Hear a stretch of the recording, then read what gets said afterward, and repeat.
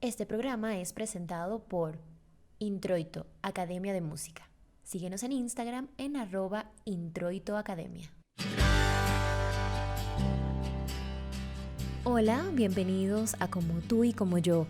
Mi nombre es Rafaela Acosta y este es un espacio en el que vamos a conversar de temas que involucran a personas como tú y como yo. Porque todos tenemos una historia que contar y queremos ser escuchados. Expresiones como barriguita llena, corazón contento y si estoy feliz, tengo un colon feliz pueden sonar graciosas, pero son ciertas. Al satisfacer la necesidad básica de comer, tenemos mejor disposición para realizar cualquier actividad.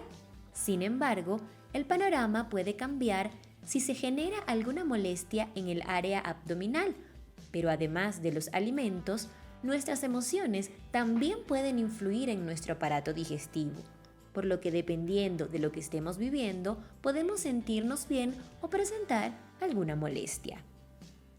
Hoy tenemos como invitada a la doctora María de los Ángeles González, gastroenterólogo, coach y reikista, con quien vamos a conversar sobre los padecimientos más comunes del estómago y colon, cómo evitarlos, cuándo asistir al médico y algunas recomendaciones para el buen funcionamiento del aparato digestivo. Doctora, bienvenida a Como tú y como yo. Gracias a Como tú y como yo por la invitación para participar de esta entrevista. Doctora, nuestro cuerpo nos habla y en ocasiones no le prestamos atención.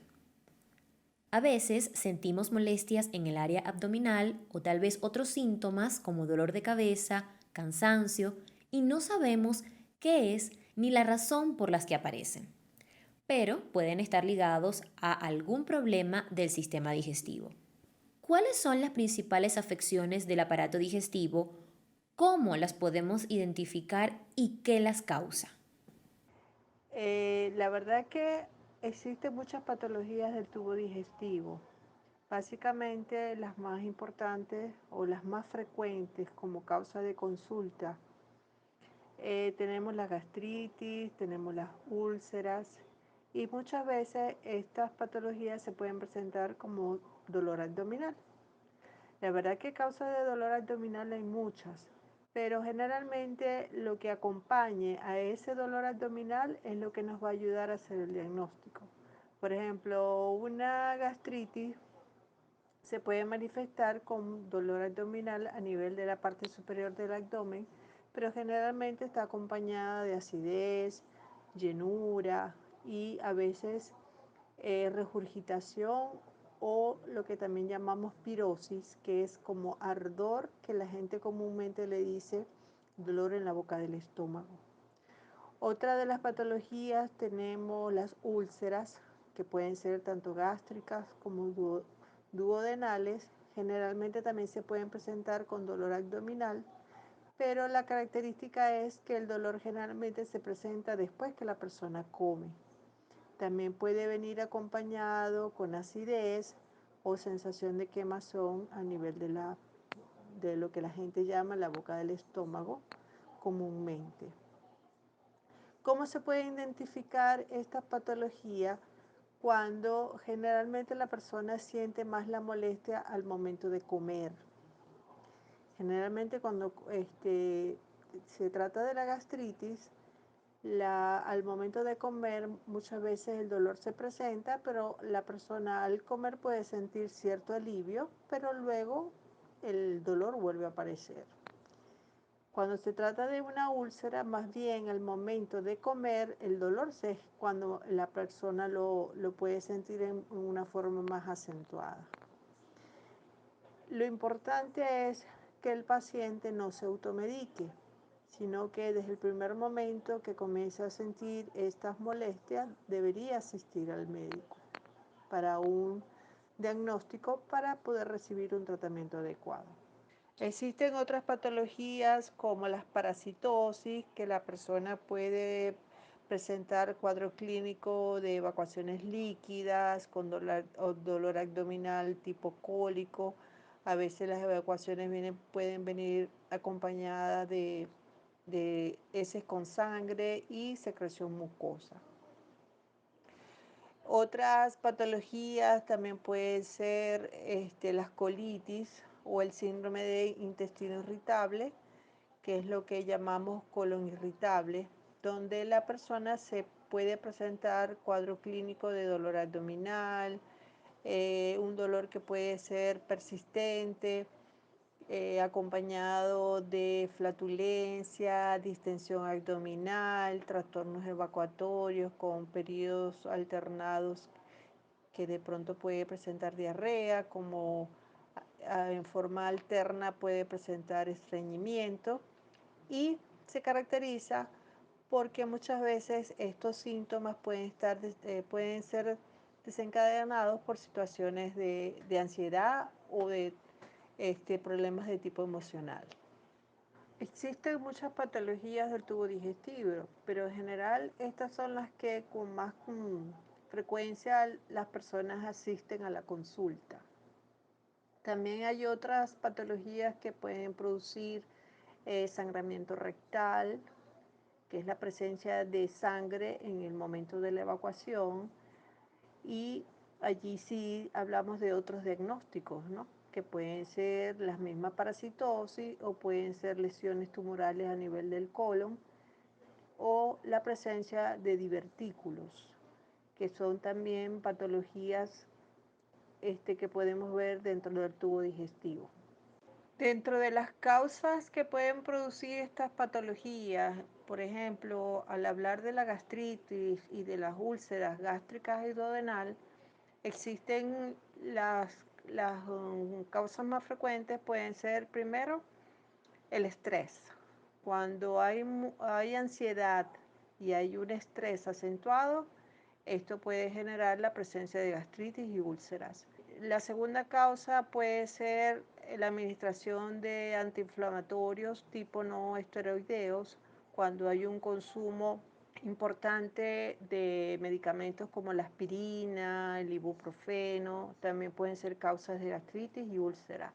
La presencia de una bacteria en el estómago que se llama Helicobacter pylori también se halla implicada en la producción de gastritis y úlceras. Por eso es importante que la persona o el paciente acuda a consulta para hacer el diagnóstico para que pueda recibir un tratamiento adecuado.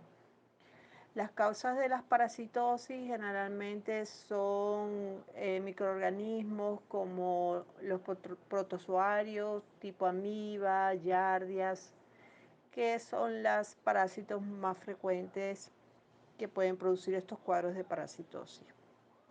Y como dije anteriormente, el síndrome de intestino irritable es un trastorno gastrointestinal tipo funcional que la mayoría de las veces el desencadenante de toda esta cantidad de síntomas se debe a algún conflicto emocional o algún trastorno emocional que pueda estar presentando el paciente. Doctora, ¿cómo podemos saber cuando algunos de estos síntomas simplemente son pasajeros y cuándo debemos acudir al médico? Bueno, generalmente el paciente acude cuando ve que la molestia, a pesar a veces ellos mismos comienzan a tomar que sí, protectores gástricos, o comienzan a tomar antiácidos, este, y ven que no mejora la molestia, es cuando ellos deciden acudir. Pero de hecho, generalmente el paciente acude a la consulta es cuando la persistencia de la molestia no le permite comer, no le permite llevar una vida normal. La mayoría de las personas tienen una idea errada de que el alimento es el que muchas veces puede causarle la molestia. Y es lo contrario, no es el alimento el que está causando la molestia, sino que el alimento lo que te está diciendo es que el tubo digestivo no está funcionando bien. Y por eso es que cuando la persona ingiere algún tipo de alimento es cuando las molestias se hacen más importantes, se hacen más persistente y a veces aumenta la intensidad de la molestia con un alimento. O sea, la gente cree que no, fue que tal cosa que comí me cayó mal. Y por eso que en primera instancia no acuden.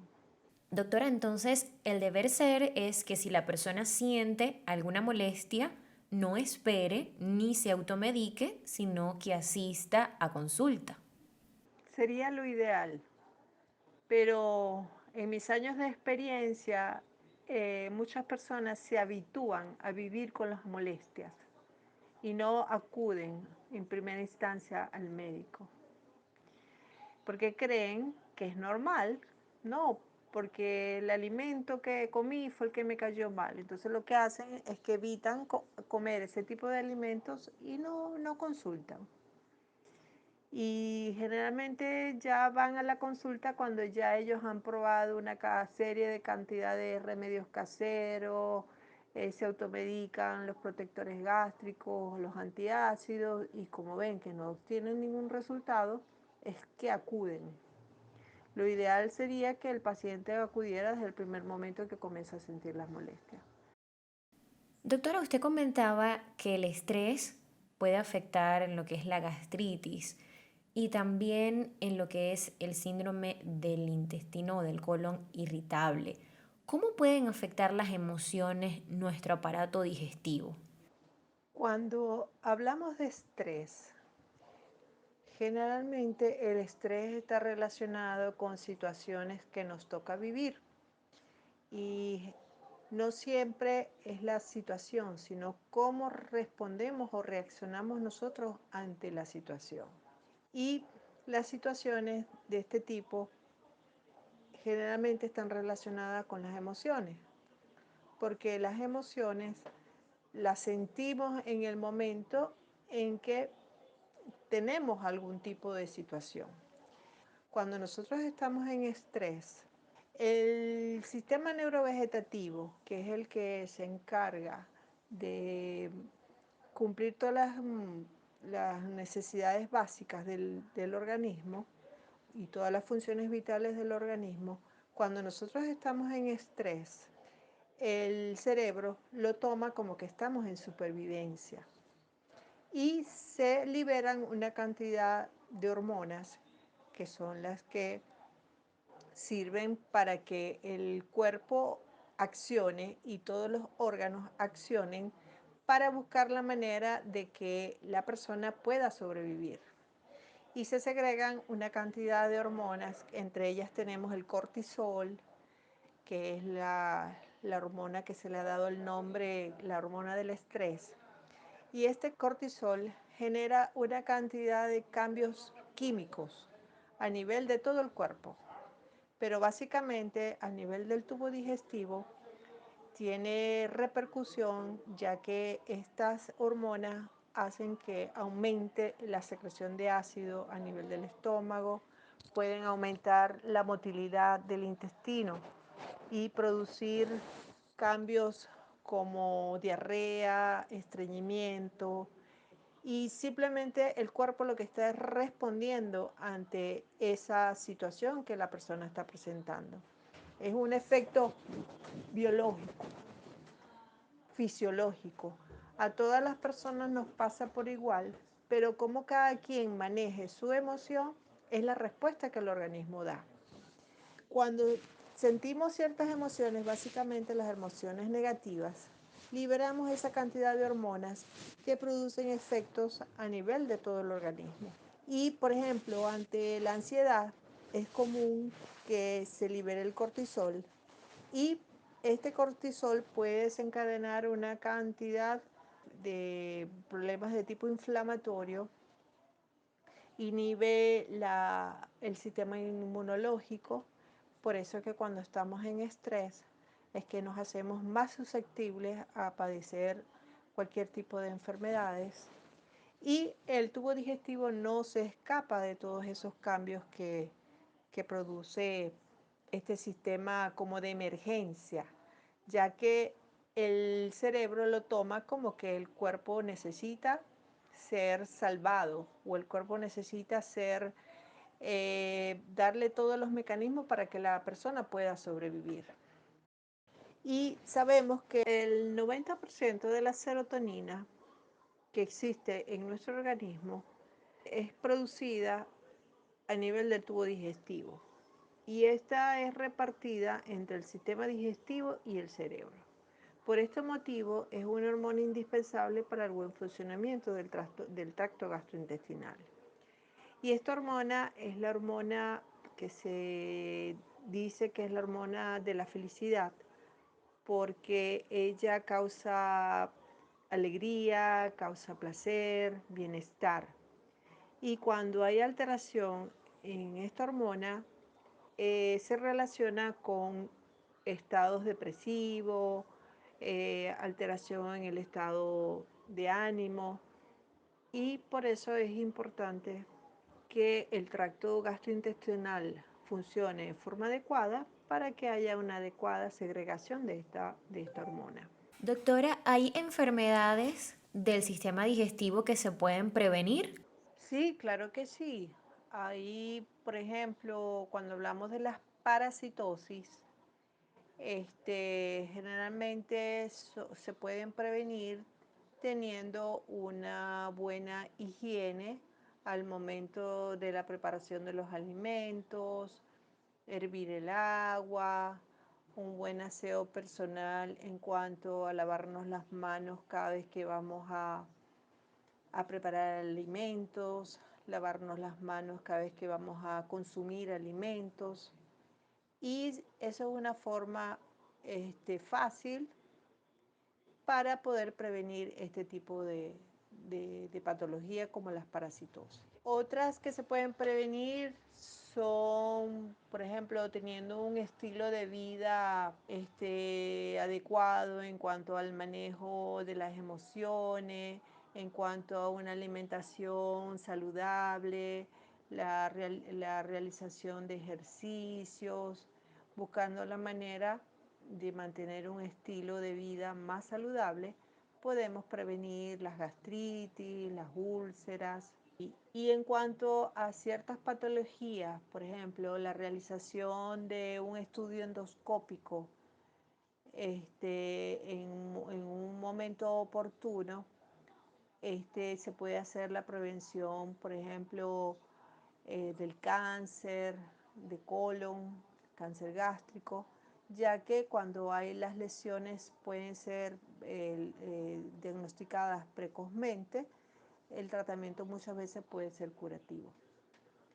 Si está indicado, según muchos estudios a nivel mundial, que una endoscopia después de los 50 años de edad, así el paciente esté asintomático, puede ser utilizada como despistaje para muchas otras patologías, por ejemplo, los pólipos, el cáncer de colon, el cáncer gástrico, y allí estamos haciendo más prevención.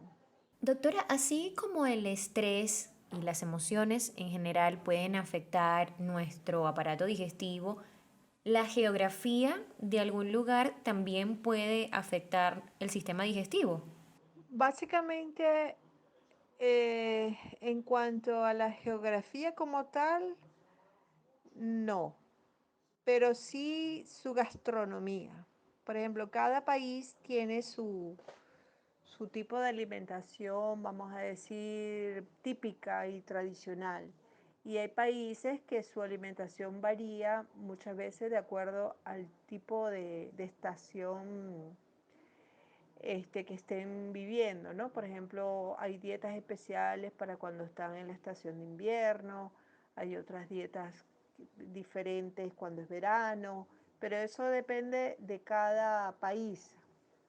Y sí pueden haber patologías que, por ejemplo, tenemos lo que llamamos la diarrea del viajero, que es una patología que se puede ver con frecuencia cuando uno viaja así de un lugar a otro, ya que consumes otro tipo de alimentos, otro tipo de aguas.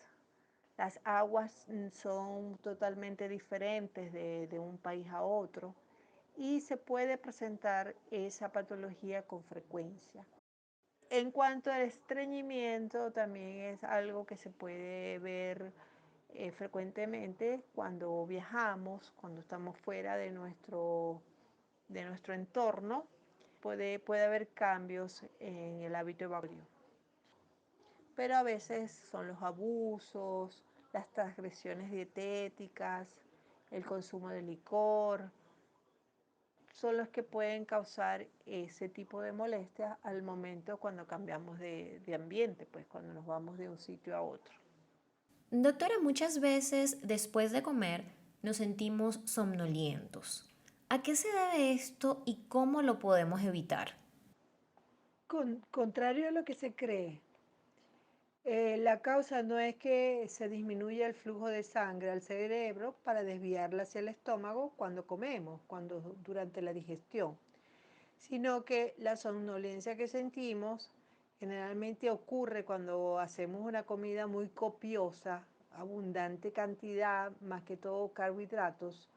Sucede en parte porque el cuerpo, estamos hablando de este sistema neurovegetativo que hablamos anteriormente, activa un mecanismo de descanso y digestión. Y eso ocurre generalmente después que comemos. El cuerpo toma como una pausa para el proceso de la digestión. Y otra causa que también se ha dicho y se describe en los libros es que cuando hay comidas en alto contenido de almidón, más que todos los carbohidratos, aumentan los niveles de melatonina.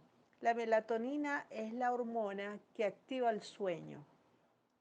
Cuando nosotros vamos a dormir, que sentimos ya que tenemos sueño, es porque esta hormona está actuando. Básicamente ella se activa ya en la noche cuando ya vamos a dormir, cuando supuestamente estamos en el proceso de reposo. Y esto es lo que nos hace que sintamos sueño posterior a una ingesta importante de carbohidratos. Doctora, entonces en ese sentido, ¿hay alimentos que por ser pesados tal vez se recomiendan ingerir a ciertas horas del día? El tubo digestivo, para tener un buen funcionamiento, debe tener una alimentación balanceada. Balanceada en el sentido que necesita tener todos los nutrientes, tanto carbohidratos, tanto grasas como proteínas y minerales, ya que durante el proceso de la digestión es que se absorben toda esa cantidad de nutrientes que son necesarios para un desarrollo y un funcionamiento adecuado de todo el cuerpo.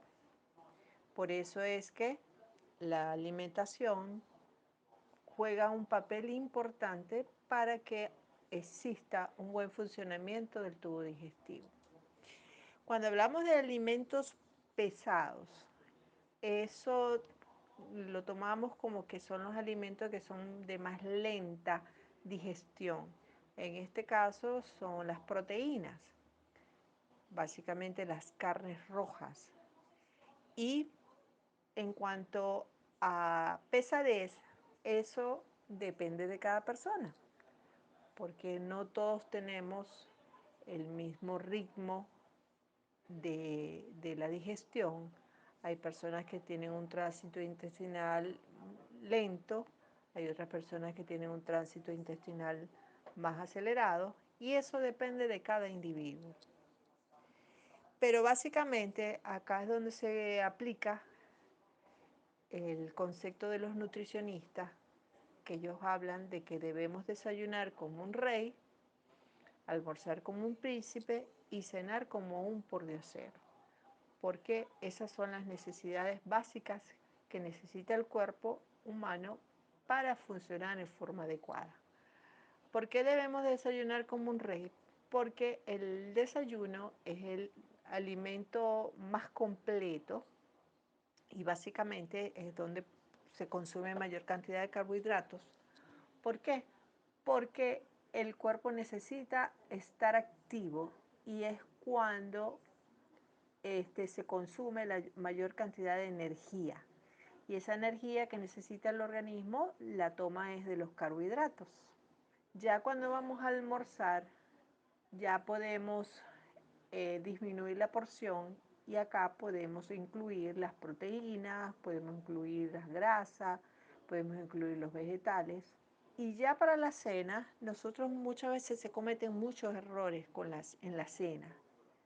¿Ok? Casi todos son por exceso o por omisión, porque no sabemos cómo mantener un equilibrio. Según los nutricionistas y de acuerdo a los expertos que han estudiado esta materia, la velocidad de las funciones metabólicas del cuerpo se reduce en las horas de la noche. Por eso es que el metabolismo se hace más lento. Y de ahí la necesidad de ayudarlo con alimentos que no impliquen un complejo proceso de digestión. Más o menos el vaciamiento gástrico dura entre 3 y 4 horas, dependiendo de lo que nosotros comamos. Doctora, muchas personas sufren de gastritis, de reflujo y del síndrome del intestino irritable. ¿Qué recomendaciones les da a las personas que padecen de esto? La primera recomendación primordial que yo le hago a mis pacientes es que no se automediquen. No es habitual que uno sienta molestias digestivas. Muchas personas se habitúan a los síntomas, se habitúan a tener acidez, se habitúan a tener gases, se habitúan a tener distensión abdominal, se habitúan a que creen que son los alimentos los que le están produciendo toda esa cantidad de molestias, no consultan al médico y viven plenamente esas molestias. Lo importante es que en el primer momento en que esas molestias se hacen persistentes, es importante acudir al médico, porque desde el primer momento en que se hace el diagnóstico, el tratamiento va a ser adecuado, porque no es lo mismo tomarse un medicamento sin saber qué efecto puede producir ese medicamento. La otra recomendación y lo importante que hemos visto cómo el tubo digestivo responde a las emociones es hacer cambios en nuestro estilo de vida. Básicamente yo a mis pacientes siempre les explico todas esas reacciones químicas que ocurren en el cuerpo cuando estamos en estrés y que un medicamento solamente va a aliviar un síntoma, pero no lo que está desencadenando todo este cuadro clínico. Por eso es importante la toma de conciencia de que cómo manejamos nuestras emociones es la repercusión que ellas van a tener en nuestro cuerpo. Y no solamente en el tubo digestivo, cualquier órgano. Porque esto es una respuesta biológica, es una respuesta fisiológica que tiene el cuerpo para mantener su autorregulación, porque el cuerpo humano es perfecto. El cuerpo humano tiene todos los mecanismos de autorregulación para mantenerte vivo y sano. Pero cuando el estrés, la ansiedad rebasa los límites, estos sistemas colapsan y es cuando comienza a aparecer la enfermedad. Y básicamente, y cada día me convenzo de eso, muchas enfermedades son producto de conflictos emocionales no resueltos. Y un tratamiento médico solamente va a actuar sobre el síntoma, aliviando el síntoma, pero no la causa de lo que lo están produciendo. Por eso es que muchas veces hay tratamientos que fracasan, hay pacientes que dicen que tan pronto dejan de tomar el medicamento, vuelven a sentir las molestias y no logran entender por qué no se mejoran. En las diferentes patologías del tubo digestivo, por ejemplo, en la gastritis, en las úlceras, nosotros les recomendamos al paciente que tengan una alimentación de tipo blanda, donde debemos evitar los cítricos, las carnes rojas y hacer meriendas. Y básicamente en la noche el consumo de proteínas debe disminuir, ¿ok? Porque son alimentos de más lenta digestión. Y comer proteínas como el huevo, evitar el consumo de carbohidratos, ya que los carbohidratos pueden fermentar y durante la noche sentimos más molestias con flatulencia, distensión abdominal. Y los pacientes con reflujo se recomienda que la cena debe ser una comida muy ligera y lo más temprano que se pueda hacer en la tarde, 6 de la tarde, 7 de la noche. Y se recomienda que los alimentos que consuman sean alimentos más que todo tipo licuados, ¿ok? Porque los alimentos que son líquidos se tardan más en el proceso de bajar del estómago al intestino. Y cuando nosotros dormimos, la posición horizontal es más fácil que se devuelva el ácido hacia la garganta y esa es la molestia que muchos pacientes sienten en la noche cuando sufren de reflujo gastroesofágico. Doctora, ¿qué alimentos y recomendaciones en general nos puede indicar para mantener un buen funcionamiento del aparato digestivo?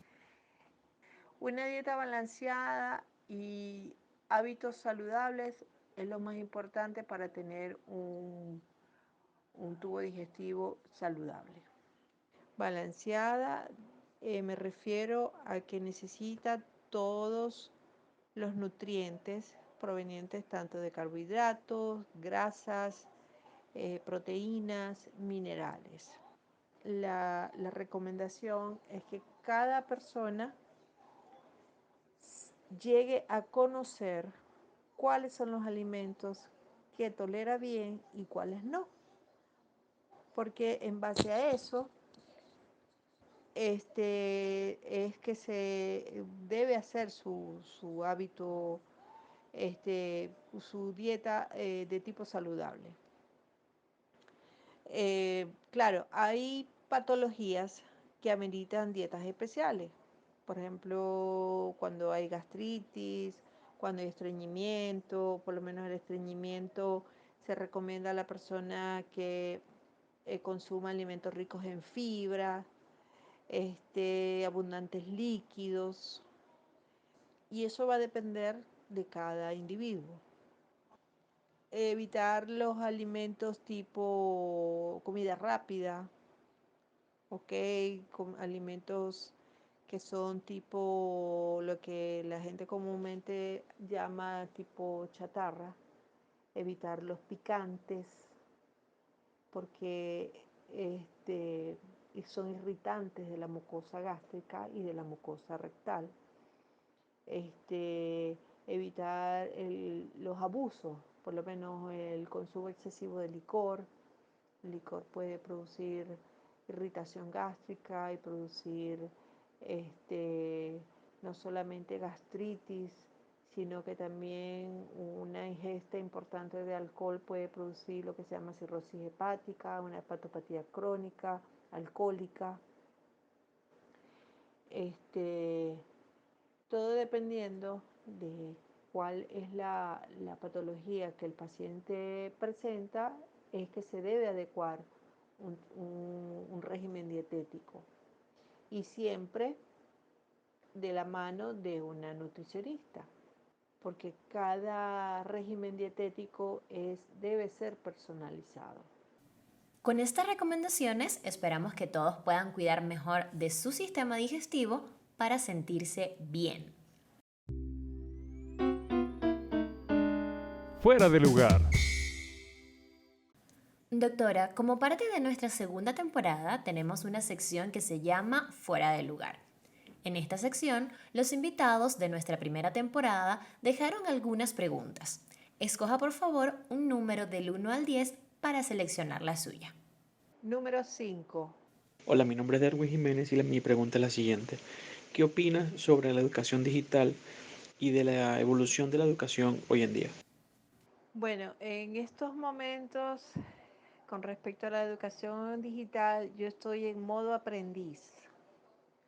La verdad es que he tenido que aprender para poder estar al día con toda la tecnología y tener el acceso a tanta información que hoy en día es importante para poderse mantener uno en crecimiento, en evolución, inclusive en salir adelante. Y todos esos recursos, poderlos tener a la mano, es una excelente oportunidad de crecimiento. Doctora, muchísimas gracias por habernos acompañado en este episodio de Como tú y como yo, para que aprendamos todos a cuidar mejor nuestro estómago y nuestro colon. Bueno, muchísimas gracias a ustedes por darme la oportunidad de poder participar en esta entrevista y que mis recomendaciones o mis conocimientos puedan serle útil a muchas personas que lo puedan, pues les pueda aportar alguna información importante para lograr mantener una vida más saludable. Pueden seguir a la doctora María de los Ángeles González a través de su cuenta en Instagram, @doctora.mariangastro. Muchísimas gracias a todos por escucharnos. Pueden seguirnos a través de Instagram en @como tú y como yo pod. Será hasta una próxima oportunidad.